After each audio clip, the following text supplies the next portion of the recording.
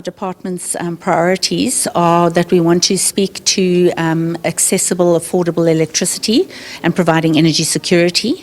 We also then, our second priority is then a just and equitable transition with access to energy. And then the third outcome is to speak to an African agenda, looking at how we can integrate with the rest of Africa in terms of energy. So we've taken this as not just a South African G20, we've made this very much about Africa, and we want Africa to be part of this process, considering we're the only African country represented on the G20.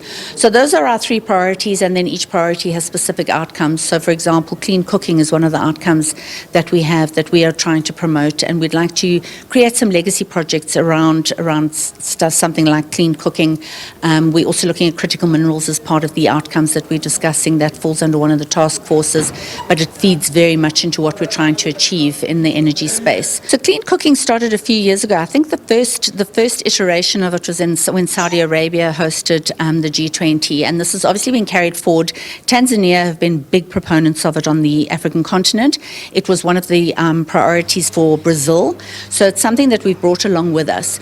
So the ideas around clean cooking is, every area has got different challenges around finding ways to heat food. In South Africa, because we have a high penetration rate of electricity, clean cooking's never really been an issue for us. There are obviously people in rural areas that are still burning wood to make food, but generally people have access to electricity. What we're finding now is that with the cost of electricity going up, people are now having to make choices. Do I buy food? Do I buy electricity? So with that happening, they're now resorting to alternative methods of cooking. And that is creating, harmful environments for women particularly and for children. So within the continent of Africa, 500,000 women and children die prematurely every year as a result of the toxins that are released from the fuels that they are using to cook on.